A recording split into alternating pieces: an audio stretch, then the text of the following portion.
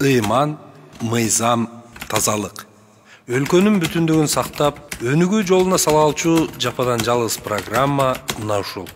Мындан башкасы жарабайт. Эгемендүүлүк алган күндөн баштап, ар бир келген бийлик түрдүүчө болгон өз программаларын сунуштап келишет.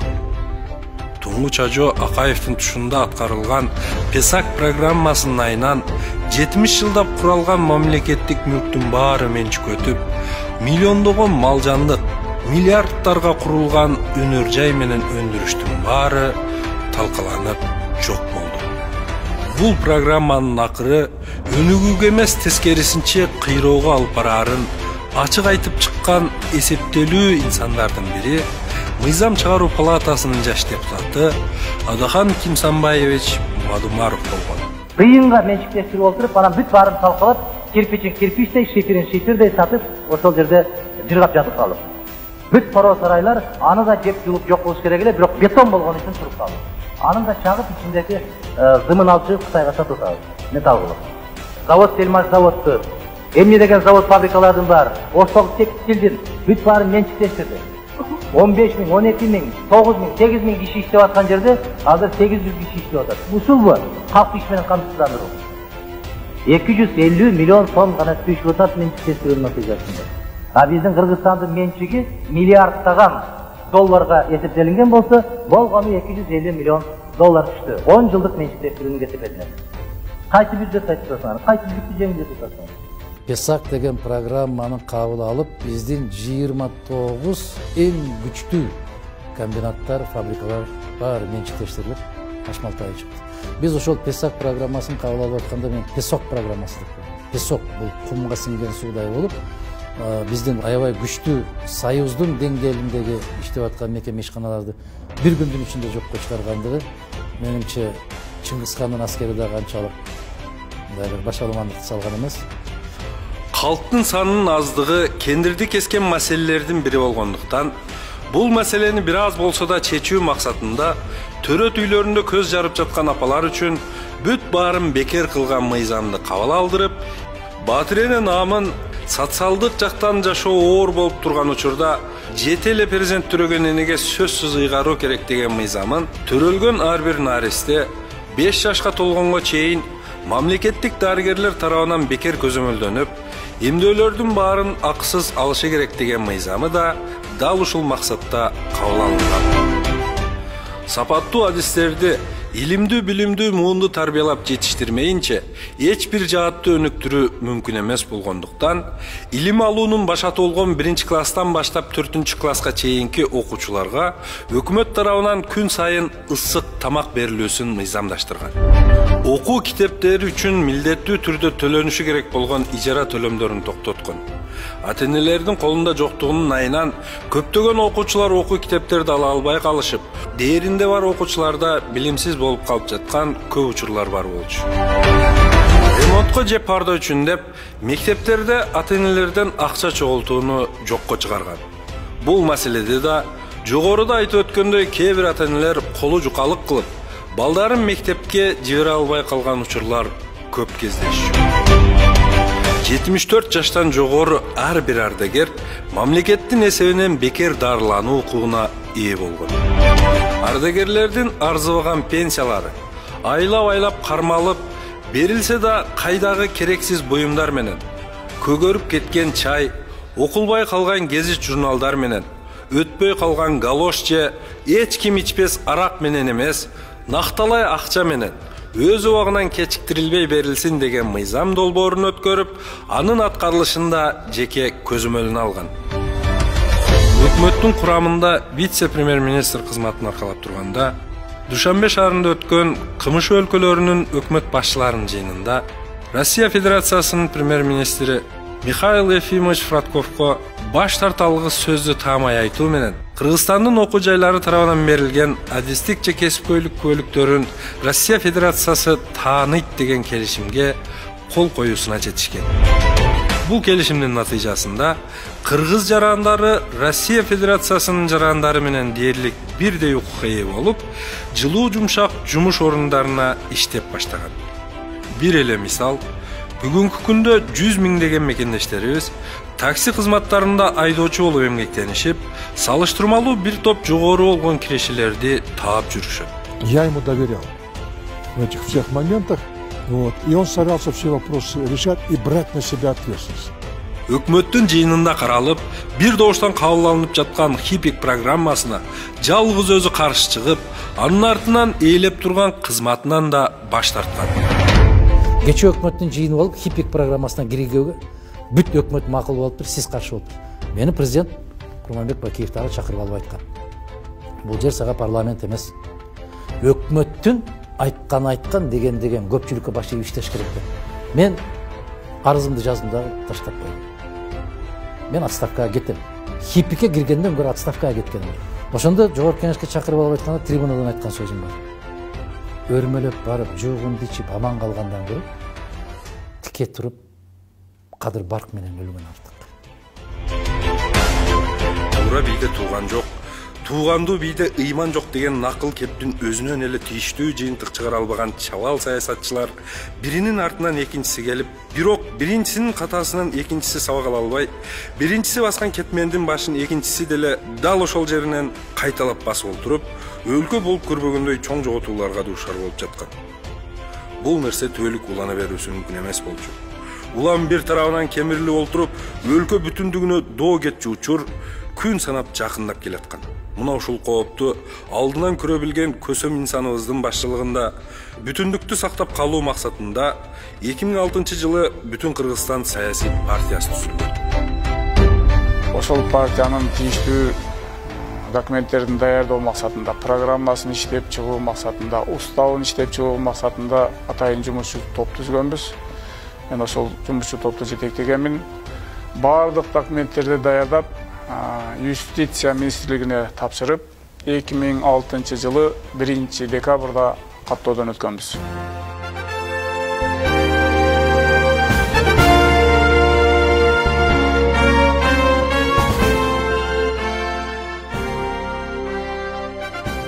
Бул кызыл түстүү болгонубуздун белгиси биринчиден биздин мамлекетибиздин туусу кызыл. Ар жагындагы оймо чиймелерди өзүңүздөр көрүп атасыз. Бер жагын карасаңыздар, манас айтып отурган аксакалдын элеси. Бул жагынан карасаңыздар, көккө учуп бара шаңшыгып учкан бүркүт.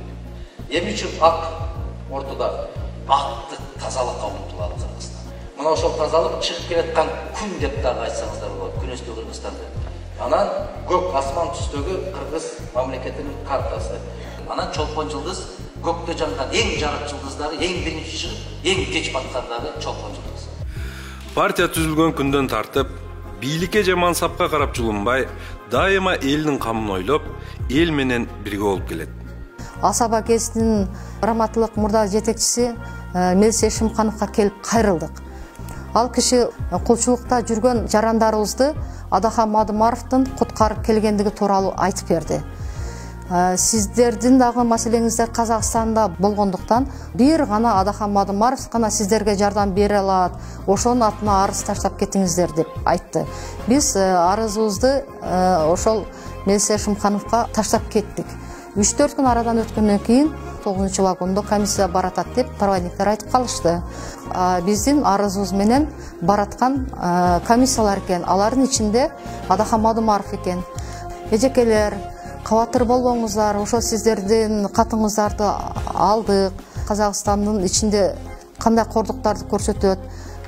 Биз өз көзүбүз менен көрүп, анан колубуздан келген жардамдарды көрсөтөбүз деп айтты. Анан бир жумадан кийин биз кайра Бишкекке келип, Бишкек Россия поездына чыксак, милициясы деле азайып, таможниге деле, пограничниги деле азайып, жакшы нукка түшүп калыптыр. Ошол күндөн баштап мен Адахан Мадымаровго болгон сыйым өтө терең.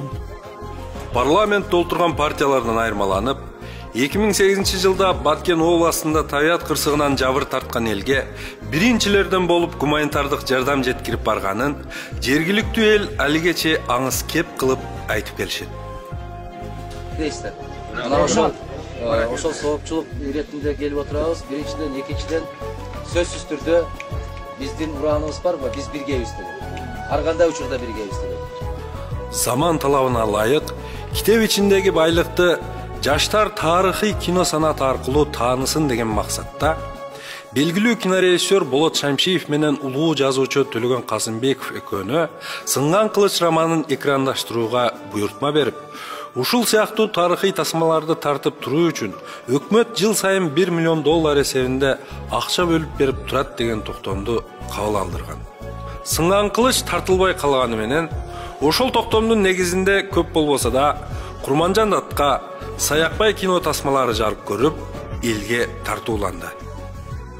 Улуттук идеологияны түптөө максатында Кыргыздын 20-кылымдагы чыгаан уулдары Жусуп Абдрахманов, Баялы Исакеев, Исхак Разаков сыяктуу улуу инсандарга Ысык көлдө ачылган Нурхордо комплексине бийиктиги 3 метрден жогору болгон эстелик айкелдерин орноткон. Дорогие гости, дорогие устроители сегодняшней памяти Юсупа Абдрахманова, я являюсь дочкой. Дахан, саған мың рахмат, сен партияңа, сенің ишіңе мен чоң игілік қалайым. Анткени сен иштеп аткан ишиң, ошо биздин аталарыбыздын баштаган ишин сен аяктап бүтүрүп бересиң деп ойлойм. Адахан, айнанайын балам, рахмат саган. 2010 жылы партия алгачкы жолу парламенттик шайлоого барат. Улуу көсөм Исхак Разаков айткандай, өз чабалдыгынан эмес, бирөөнүн күчтүүлүгүнөн корккон жаңы бийлик бүтүн Кыргызстан шайлоо босогосунан өтпөй калыш үчүн арам ыкмалардын дээрлик бүт баарын колдонот. Босогодон 1 жолу ашып өттүк, 2 жолу, 3 жолу көтөрүштү, 3 жолу тең ашып өттүк. Анан баягы бизди өткөрүү максатында баягы жаман ойлор менен биз чоң көп добуш алган жерде, Россияда 2-3 жерде, башка жерлерден ошол участоктарда жокко чыгарып отуруп, туура эмес эсептеп отурушуп, биздин партияны өткөрүшкөн жок. Анда айтсаңыз, сиз бүтүн Кыргызстан партиясы өткөнбү ошондо шайлоодон? Бул бүтүн Кыргызстан боюнча баарыңыздар билесиздер, 2010 жылы мен эсимде ошондо кошумча бүтүн Кыргызстан партиясынан дагы 60.000 добуш жокко чыккан. Жерлерде элдер көтөрүлүштү. Жолдорду тосушту, өзгөчө таш көмүрдө мына Бишкек-Ош автожолун буушту. Ошондо дагы биздин партиянын лидери Мадумаров Адахан Кимсонбаевич бул мыйзамсыз иштерге барбайлы, бул туура эмес деп өзү барып элге түшүндүрүп, өзү жолдорду ачтырып келген. 15-жылдагы парламенттик шайлоодо дагы бийлик дээрлик ошол эле 2010 жылдагы арам аракеттерин кайрадан кайталашат. 2015 жылы Эмгек партиясы менен биргип бүтүн Кыргызстан Эмгек партиясы болуп катыштык. Анда да утуп чыктык. Бирок анда да туура эмес эсептер болуп дагы өткөрбөйбүз деп чыгышты. Тилекке каршы эки партия бириккенде эки тең төрага болгон, ошо эки тең төраганын бирөөсү биз жеңилдик деп расмий билдирип, бирок биз жерлерден протоколдорду чогултуп, БШК эсепке албай аткан 37.000 добушту таап чыктык. Ошону БШК барып көргөзүп, далилдеп, БШК моюна албай, анан сотко кайрылып, 1-Май райондук сотунан утуп алдык. Бирок тилекке каршы жогорку соттон кайрадан эле бийликтин айтканын кылышып, дагы өткөрүшкөн жок. Биз дагы эле мыйзам чегинде аракет кылдык, мыйзамсыз иштерге барган жокпуз. Ал эми Мадумаров окшогон ыңгайсыз адамдар, өз көз карашын конъюнктурага ылайык тууралабаган же жаап жашырбаган адамдар көп учурда мындай өзүлөрү татыктуу болгон орунга жетпей калышат.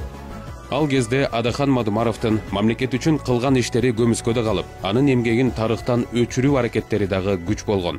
Азыр эл аралык деңгээлге чыгып, бүтүндөй Кыргызстан сыймыктанып жүргөн дүйнөлүк көчмөндөр оюндарынын бирден бир демилгечиси экенин көптөр биле бербесе керек.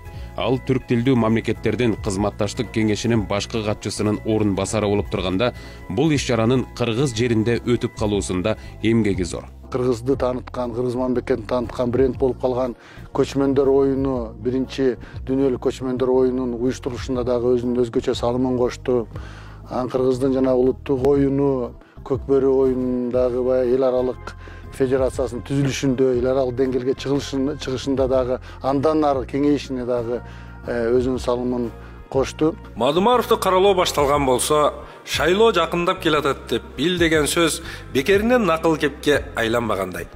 2010 жылдан бери ар бир шайлоодо Мадумаровду Каркыра жайлоосун казак тарапка сатып жиберген деген сыяктуу калп маалымат таратып, каралап келишет. Бул маселе боюнча өзгө элдин серепчилери эмне дейт? На наших глазах развернулась ужасная трагедия между азербайджанским и армянским народом.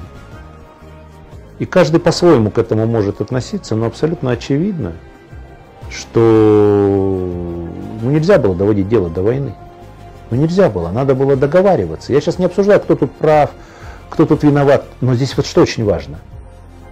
Важно, что не нашлось в этих странах политиков, которые могли бы решить вопрос без войны, без давления, смертью на своих соседей. А вот, например, если взять Киргизию, замечательный политик Адахан Мадумаров, вот как блестяще он решил вопрос, когда возникла спорная история с землей, с Казахстаном. Ведь что интересно, что выиграл-то киргизский народ в итоге всей этой дипломатической игры. Я могу немножечко ошибаться, вы там проверьте, кому это интересно, но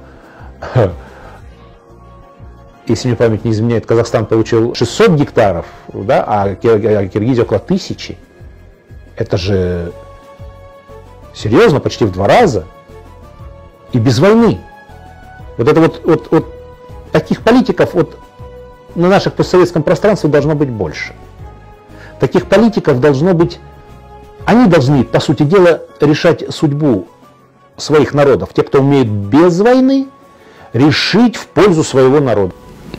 Я искренне надеюсь, что сегодня пришла эпоха перемен к лучшему. И зная, например, Адухана Мадумарова, как выдающегося государственного деятеля, у него один недостаток, он слишком честный. Апрель айынын акырында Баткен жергесинде болгон кандуу кагылышууда дагы бүтүн Кыргызстандын азаматтары эң биринчилерден болуп гуманитардык жардамды жеткирип барып, кан жутуп олтурган элден тынымсыз кабар алып, бүт муктаждыктарын каржылап, четте жүргөн мен макул эмесмин, менин укугум бар аттуу элдик кыймылдардын мүчөлөрү жардам үчүн чогулткан акчага өрттөлгөн максат айылындагы үйлөрдүн ар бирине бирден муздаткычтарды киргизип беришти. Адахандын саясаттагы жолу ички дүйнөсү толук ачыла элек. Бул эмнени билдирет? Бул ошол Адахан саясатчы катары келечеги дагы бар, кенен азыр бышып толуп турган убагы бардык жагынан, жаш жагынан дагы, акыл эс жагынан дагы. Кайсы партиянын үнү угулуп атты 5 жылдын ичинде? Бир гана партия бүтүн Кыргызстандын үнү угулуп атты, элдин ою. Ким чыркырап өз оюн айтып атты? Адахан Кимсабаевич партиянын ой пикирин барлык телевидение болуп, барлык жерден айтып отурду. Кыргызстанда акыркы 10 жылдын ичинде бир гана партия бүтүн Кыргызстан өзүнүн сын пикирин ачык, жашырбай айтып отурду. Болгондо деле бул баягы курук сын пикир эмес, сунуштар менен кошо берилип атат. Эгерде ушундай кылсак, бир аз өзгөрүлөт. Бүтүн Кыргызстан 15 жыл аралыгында өзүнүн позициясынан кылдай кыйшайбагандыгы менен айырмаланып, ар дайым акыйкаттын, адилеттүүлүктүн тарабында бекем туруп, элдин чыныгы ишенимине ээ болуп, калың калктын колдоосуна алынып, чындыктын символуна айланган чыныгы элдик партия.